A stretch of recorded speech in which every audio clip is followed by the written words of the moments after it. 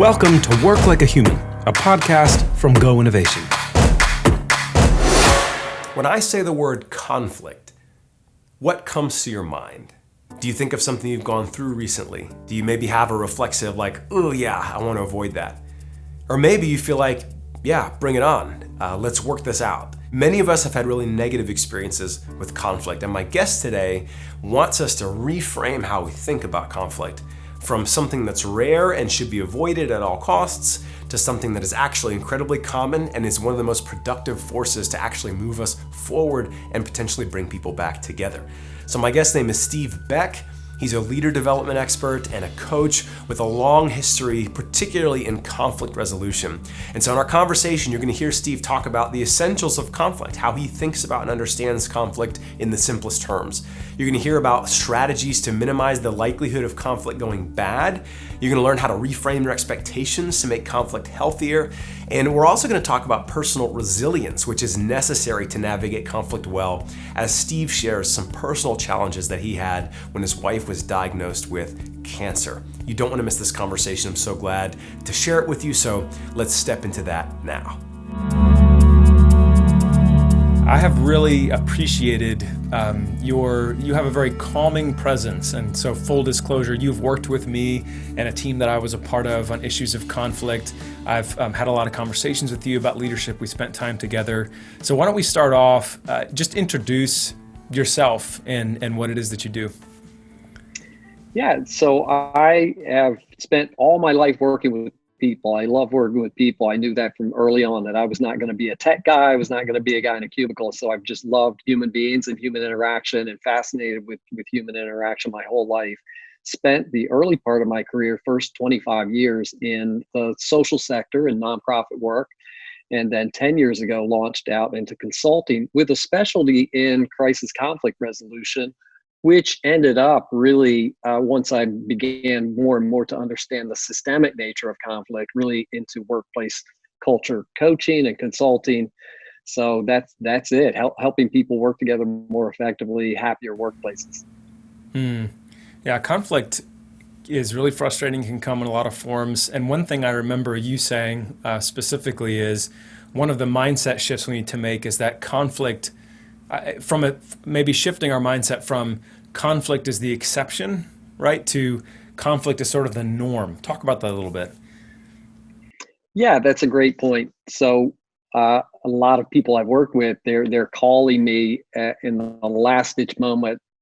Conflict has really escalated and they're finally in trouble and have finally accepted the fact that they're not going to be able to work through it without help. And more often than not, they're talking about conflict resolution as this weird thing. Unfortunately, we've got to deal with it. Hoping it wouldn't happen. Hate to admit we've got conflict, but here we are. And that's the first thing I try to address is conflict is every day of our lives. If you expand the scope of that word to mean problem solving, decision making, the things you got to work through with people are working together with differences of opinion, different ideas about how things happen and how things should go. And you just got human beings that are flawed and are not perfect and make mistakes. So conflict is an everyday thing. And most of the bad conflicts that escalated into something that was more troublesome and intractable was really the cumulative toll of a lot of small things. So yeah, I really emphasize when I can get people through crisis. And now let's talk about how you got here and the everyday nature of dealing with conflict, and let's get better at that. So you talk about bringing people to the table, doing a little bit of like, well, how did we get to this point? I realize that there are no two conflicts that are exactly alike, but you've been doing this work in a lot of different settings. You're a believer, so you've done this work in the church. You've also done this work in professional and executive settings. So you've seen probably a lot of patterns. Like I think there's certain kinds of conflicts that tend to play out in similar ways. What are some of the principles that matter a lot to you and that you have found helpful for dealing with these kinds of difficult situations? A couple of ways I can answer that. One would be I try to keep a really simple framework for understanding conflict. And if we start it as a kind of, as you would know, Rory, as a three frame, if we think about a triangle and at one point being the conflict itself, which is any situation where what I want doesn't match up with what I experience. Okay, so we'd say that's the basic start of conflict, and So like then you have the expectations, reality, when people talk about making sure your expectations are aligned with reality, you're saying that that disjuncture is basically what conflict is at its core. at its core. I want something. I wanted a hamburger for dinner, and there was soup instead. I mean, it can be something so Right. simple or something Right. very much bigger and meaningful. But Okay. so that's why I say conflict can be a very small thing. But any time where it's something that I want that doesn't match up with what I experience, and then I have my response. I respond to that in some way, and I look at three components of a response, and one is the story that I tell myself about that. There are We live our lives in stories, and so uh, there's the facts of the conflict. There's the thing that happened, the facts of the circumstance, but then I assign a meaning to that. That means something to me. Okay, I got the soup instead of the burger. Wow, you didn't listen to me. You don't care about what I wanted for dinner. Silly example, but I Sure. assign a meaning, and we create a story around that. We assign meaning, a plot, and we assign motives to the characters and all that. So I have a story that I tell. Then I have the emotions that I feel about that are really oriented around the meaning that I've ascribed to the conflict, and then I have my response of what I do about that or what I don't do about that. So you have the conflict, I have my response, and then I have the result on myself, other people, of how I responded to that. And so I have people think in those simple terms about it and say, well, if you're not happy with the result, which is usually why people are talking with me, we look back at the other two frames and say, what can we change? Do I need to shift my desires so to be more in line with the experience? Do I need to do something to alter the experience? Can I change the story that I have about what happened? So I really try to get it into out of a space that is oriented around blame and debate about who's right and wrong, and say, let's just look at this from the components of the conflict and let's see what happened. Let's understand it first, and then we can talk about what to do about it. What we need to change or what we need to address, or does it need to be a forgiveness conversation, or we need to work and decide something differently or do something differently. So you mentioned forgiveness. I was thinking about what are the kinds of things that are what are the qualities or the values that you have seen that people need to bring to the table if they're going to constructively work through conflict? Well, the two key things. One is just a realization that we all have stories that we tell ourselves about what's going on, and my perspective is not the only one. So, the two key skills for resolving conflict are, one, first person storytelling, just as you would know, like in a kind of a feedback model. Hey, remember this situation, and when this happened, here's how it impacted me. Here's what I'm thinking about that. This is the story I'm telling myself about what went on, and then telling that in first person without accusation and attributing motive, and then letting the other person respond with how was that for you? And so empathetic listening. First person storytelling, empathetic listening. I'm going to really work to listen in order to understand, not to argue with you or fashion my response initially, but to really understand where you're coming from. And then Yeah. we'll see what we have to work with. So maybe another way of asking a similar question: what are the barriers that you see get in the way? Like I know you've seen situations where the conflict is not resolved well. What are the things that people bring to the table that don't help? It's absolute certainty that my first reaction and the story Ooh. I'm telling myself is the right one. Hmm. It's I know what happened, and I'm going to tell you what happened, and if you agree with me, then maybe we can work. But if you don't agree with me, that's your problem, and you're not listening, and you don't understand. So just the unwillingness to put a question mark on the story that I've told myself about what just happened, especially as regards your motives and intentions.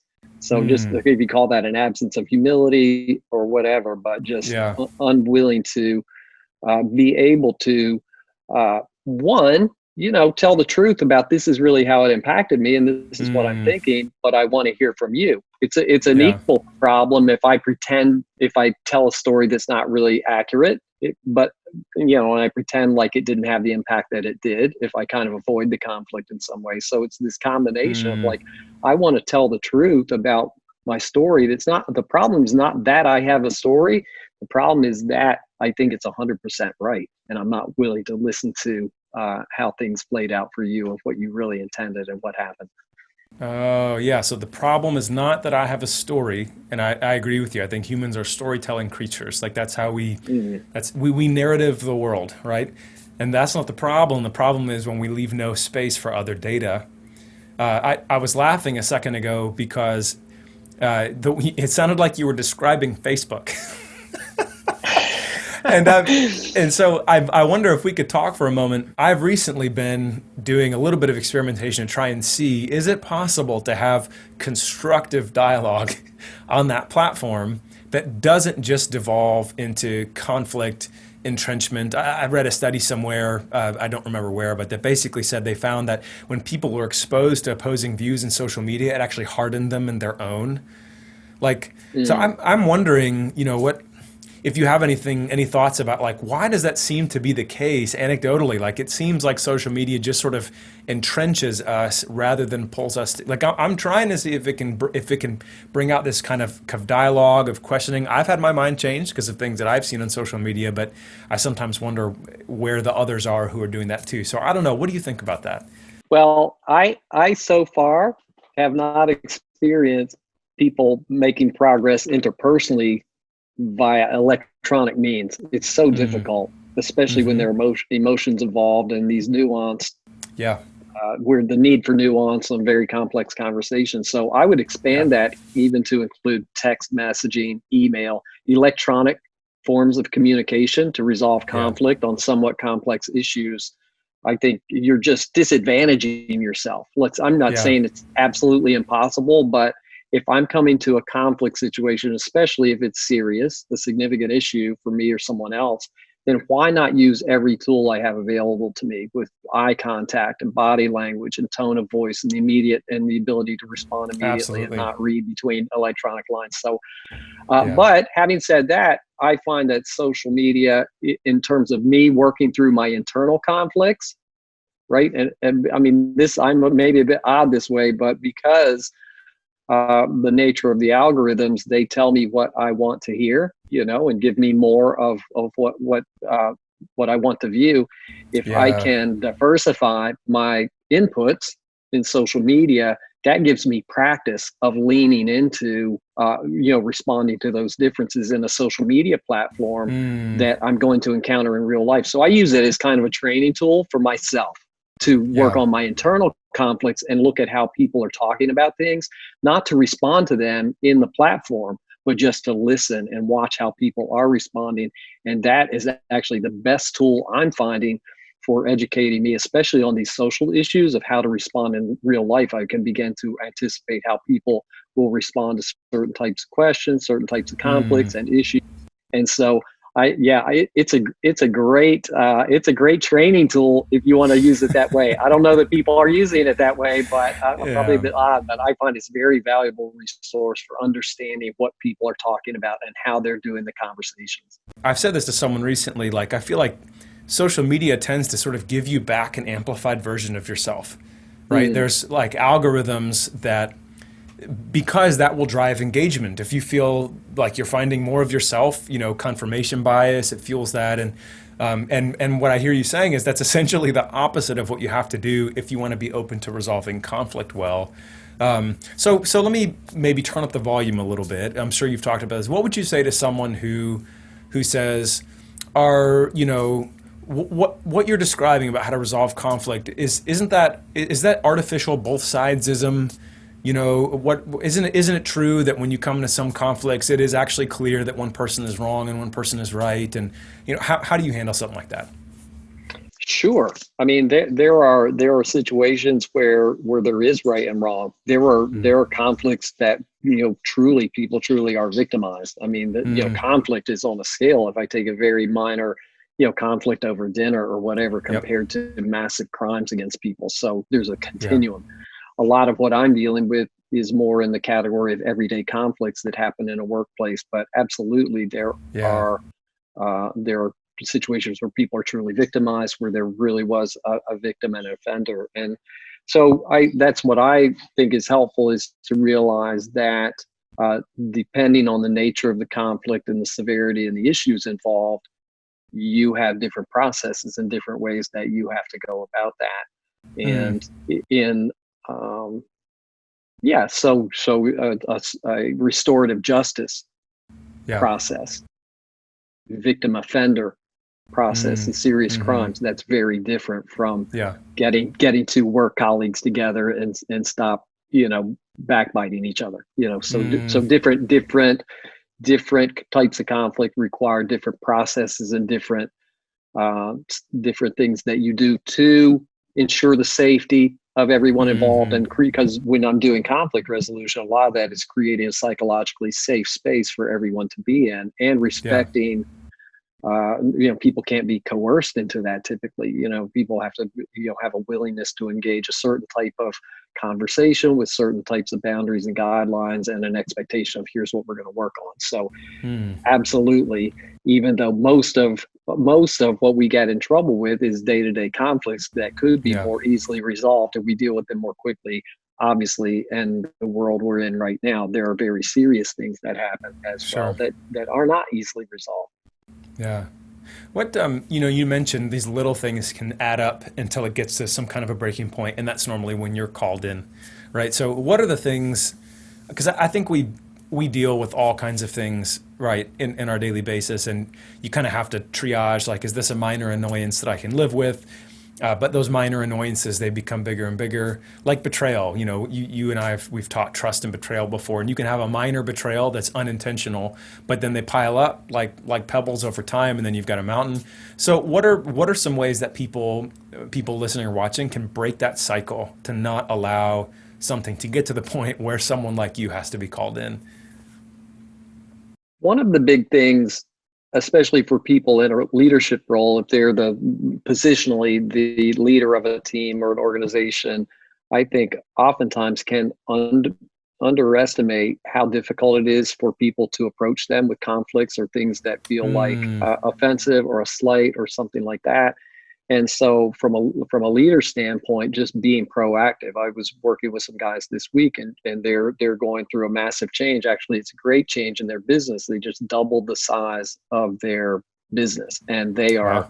so it's going to put everyone, it's a great win, and it's going to put everyone under pressure. I was talking to them. This is going to expose, you guys were a good culture, but where you have challenges right now, those are going to be even more exposed. So I was Yes. encouraged the management team, like, be proactive. Don't wait for your people to come to you with their concerns, their questions. Don't leave it to chance, the story they're making up about what's going on and what the implications Mm, of this is for their job, for their salaries, all of that. So being proactive as a leader, that's a big thing. And then most of the conflicts that I've dealt with in the workplace that became more difficult, there was someone was avoiding a hard conversation, uh, mm-hmm. right? And so that is a big challenge. So Yeah. again, from stewarding your leadership, just creating that culture where you invite conflict, where you normalize it, in a sense of, we're going to have, trouble, we're going to have conflicts and struggles, and we're going to commit to talking about it. But most of Mm, the things, it's just people, these are, they're hard conversations at times, and they're awkward, and it's hard to have that, and it's uncomfortable, and sometimes it feels unsafe, especially if there's power differentials or gender differentials or something like that. mm-hmm. So I think just avoidance of having the hard conversation. A lot of times it's just people need more courage to lean in and push through those first few seconds of awkwardness to get to a point of where they can really talk. But avoidance, I think, is bigger. Of course, on the other extreme, Mm, you have people that are so aggressive and they're reactive of everything that goes wrong, and that can create its own problem. But more often than not, maybe that's geographically, I live in the South, and there's values on politeness and being nice and putting a smile on and all that. yeah.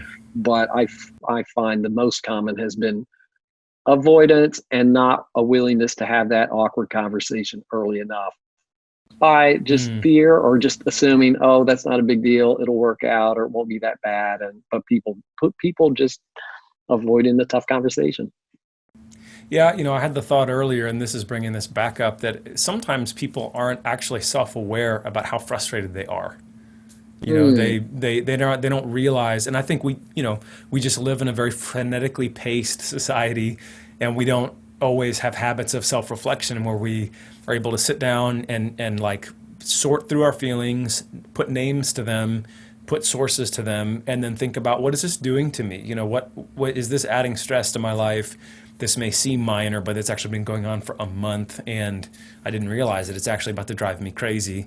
Yeah, and the self-awareness is a good point. That's a common question that I get, because little things happen every day. Part of living, working like a human, is you don't let everything bother you. You let some things roll off your back. You can't fight about and have a conflict resolution chat over every little thing that happens. So a lot of times the advice I'm given is like, just grow some tougher skin. Like, just let the little things go and don't let them pile up. Sometimes it's just internally, I need to deal with that. But then people will inevitably ask, like, well, how do I know if I need to have the conversation or not? And that self-awareness question is so big. And I say, you really got to work on self-awareness. The number one thing for me, and I think for most people, is if you're 2-3 days past what happened, and now you are having conversations with that person in your mind, but you're not having it in reality, and that's repeating before you go to bed or in these moments, and it's become distracting. It's occupying your brain space of what you would say to them if you were talking to them. That's probably a sign you should have an actual conversation, and not the one you're imagining in your mind. Yeah. Oh, that's so helpful. If a couple of days, 2-3 days have gone by, and you're having these conversations in your mind, so Rory, have you ever done that? Absolutely. Come on. Absolutely. The funny thing, it reminds me of a Taylor Swift lyric from like one of her last albums. There's a song that's like, you're like living in my head rent free, which is exactly the point. Like if you find yourself giving that much subconscious energy to it, and it's sort of like got a hold on you, you need to figure out, what can I do to let it not have a hold on me? I think that's a really good point. So self-awareness, that kind of makes me think of the idea of self-care, right? So once I'm aware of what's causing me stress, I need to figure out, how can I cope with it in a healthy way, which leads my mind to think about the topic of resilience. And knowing what I know about you, so your wife went through a battle with cancer for a long season, and then just on the heels of that, we entered into the pandemic. Like, it wasn't that far removed. So I wonder, like, how have you, Steve Beck, been finding it within yourself to be resilient? Because I do see you and think of you as a resilient person. I've seen you making some posts about this. So what are the things that you draw on to find resilience through things like that? Right. That's a great question. And that was just over a year ago, where my wife got her diagnosis, and you're just working away. And at that time, honestly, life was pretty good. A lot of good things happening with my work, and then we got the diagnosis, and everything changed in an instant. And that is one thing I knew pretty well. As probably with most people, we can have varying degrees of success with self-care and exercise and those type of things. But I knew as soon as that hit, and the instant pressure that put us under, just personally and for me professionally, I knew, number one, I got to keep taking care of myself. And it was funny. I'll tell this little story, but I was at a pub. This was like maybe 4 or 5 days after the diagnosis. And I was at a pub eating a burger, and this buddy of mine walks up, and he's like, he wasn't judging me for that, but he had heard about the diagnosis, and he said, man, I just want you to, no, and this guy's a physician, happens, and he's a good friend. He said, dude, like, whatever you do right now, do not give up self-care, and it will be the easiest thing to give up, because you're going to be busier, you're going to have more on your plate. And so, but I just beg you, do not give up your healthy practices. And he said, if I need to buy you a gym membership, I will do it, because you need to exercise, and you need to take care of yourself. So just that conversation happened at that time, which I knew, but it was just reinforced. And he was texting me for a few days after, and he held me accountable, and it got through to me, and I just owned it. And I said, that's right. And so the things that I do in the morning, so it just really is my morning, is my big thing, my morning routine. And I get up, When I'm doing great is just every morning I get up, I exercise. I'm a Christian. I read time in the Bible. I do meditation, and then I'm always doing some reading to relative to my craft or something that's feeding my mind. So those practices every morning, and spending the first 2 to 3 hours of my day doing those type of things and making sure I get quiet and get my mind right. And gratitude, just every day a gratitude journal and remembering the things I'm grateful for. And that just puts me in the right headspace to go into the day. And then on the back end of that, of course, just making sure I get enough sleep, which is all about stopping work at a reasonable time so that I can get to bed at the time I want to get to bed. So, but I really was with accountability very good at holding on to those practices. And I think that's the only way that I got through that. And I don't think you mentioned that Nan is cancer free. You guys, yes, just had do another that. checkup last week, and everything is good. Yeah, so you mentioned this, but we were looking forward to 2020 being our great recovery year, physically, financially, everything, and then COVID, and now the world is really in an uproar. So it has been challenging. Then I had because on top of that, then pivoting, as probably you have had to do as well, pivoting all my work to online and virtual and digital. That has been challenging. I've been very geographically centric and local and regional in most of my work, and the pivot to delivering online and working digitally, that's been challenging. But interestingly, we have felt, Nan and I personally, that last year prepared us for this, because we actually, as stressful as it is out there in the world for everyone else, it's obviously a bigger situation. But personally, we wanted to get to a different cadence and a different way of doing life. But actually, we just okay, this is what we've been doing for a year. Well, I guess we'll keep doing it. I wasn't working entirely from home, but I was home a lot more last year. So Steve, you earlier, like back towards the beginning of this conversation, you started describing the essential for how you think about conflict and peacemaking.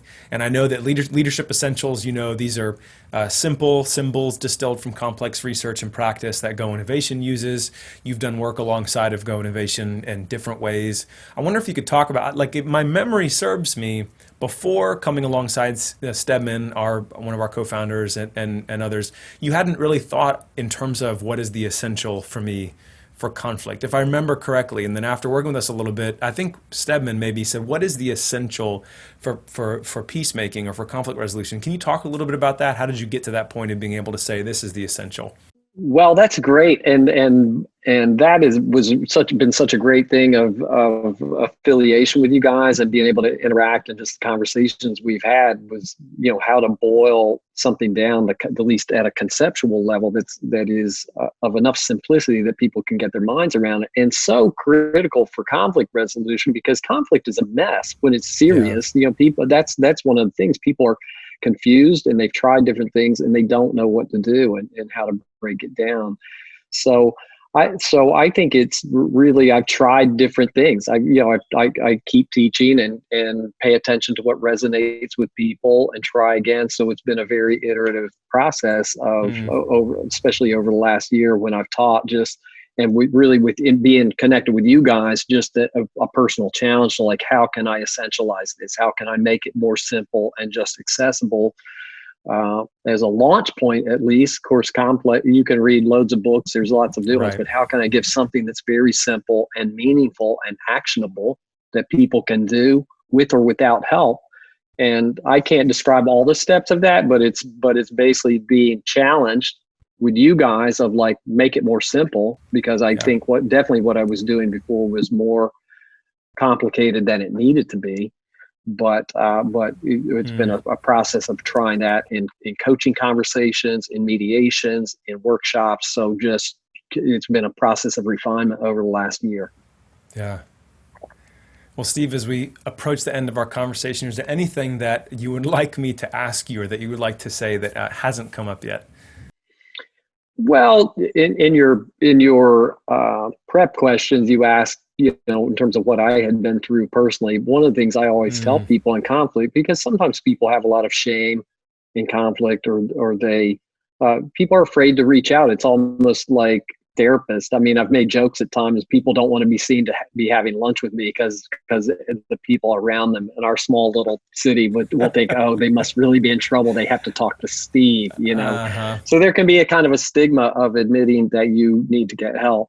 And so I always tell people my involvement in conflict resolution is born of my experience of failure and very difficulty and a lot of loss in the context of conflict. I've always enjoyed working with people, but I'm not the guy that read all the books and mostly got it right all my life. I learned most of my lessons the hard way, plus books and learning.